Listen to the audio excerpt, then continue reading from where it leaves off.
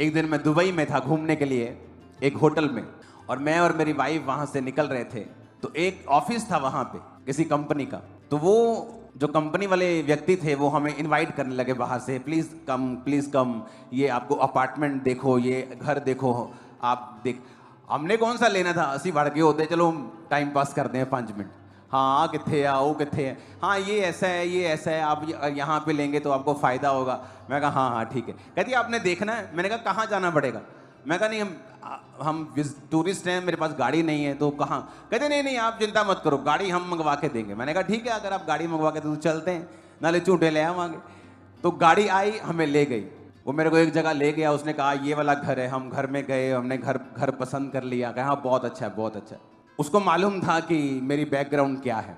उसने कहा ये वाला घर है। मैंने कहा ठीक है, लेकिन कितने का? इतने का। मैंने कहा इतने पैसे मेरे पास नहीं। वो कहता जान दो जनाब, तू तो भावें पूरा महल्ला खरीद लो। मैं कहा यार मैं अपने लिए लेना, चर्च ने नहीं लेना। चर्च का पैसा अलग है, मेरा पैसा अलग है। मेरे पास पैसे नहीं है इतने कि मैं इतना बड़ा घर खरीद लूं। कहता कोई नहीं तुम चिंता ना करो, मैं तुहाडा बैंक तो ना लोन करा देना। मैं कहा मैं लोन भी नहीं लेता हूं। कहता अच्छा फिर ऐ करते हैं ਆਪਾਂ ਕੋਈ ਐਦਾਂ ਦਾ ਸਿਸਟਮ ਬਣਾ ਲਾਂਗੇ ਕਿ ਤੁਸੀਂ ਘਰ ਵੀ ਲੈ ਲਓਗੇ ਤੇ ਤੁਹਾਨੂੰ ਇੰਟਰਸਟ ਵੀ ਨਹੀਂ ਪਏਗਾ, और घर भी ਤੁਹਾਡਾ ਹੋ ਜਾਏਗਾ। ਤੁਸੀਂ 2-3 ਸਾਲ ਚ ਉਹਨੂੰ ਪੈਸੇ ਦੇ ਦਿਓ। मैं कहा एक ठीक है चलेगा। एडवांस भेज दिया। बाद च कहता नहीं सर होया नहीं, ਤੁਹਾਨੂੰ लोन ही लेना पैना। उसने फंसा लिया मेरे को। फिर मेरी पेमेंट गई हुई थी थोड़ी सी, फिर मुझे लोन लेना पड़ा और मैंने वो घर लिया। अब वो लोन की किस्त मुझे ना देनी पड़े। देखो परमेश्वर ने क्या किया। एक समय आया, परमेश्वर ने जो घर मैंने लिया था लोन के ऊपर थोड़ा सा पैसा देके, उसकी वैल्यू को परमेश्वर ने दुबई में बढ़ा दिया। वो दुबई में है घर। देखो क्या हुआ, दुबई में उसकी वैल्यू बढ़ गई। जब वैल्यू बढ़ गई तो मैंने अपनी टीम को कहा कि मैं जो किस्त देता हूं ना घर की लोन की, मुझे नहीं देनी। मैं लोन पे बिलीव नहीं करता हूं, कुछ सिस्टम बनाओ। उस घर को हमने रीलोन करके एक नया घर लिया और उस घर को रेंट पे चढ़ाया। अब वो अपनी किस्त भी देता है और मेरी किस्त भी देता है। हालेलुया।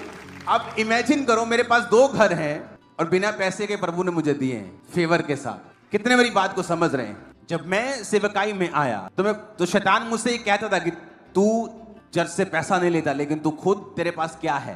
चर्च तो तूने खड़ा कर दिया इतना बड़ा, 100 एकड़ में चर्च खड़ा कर दिया, लेकिन तेरे पास क्या है?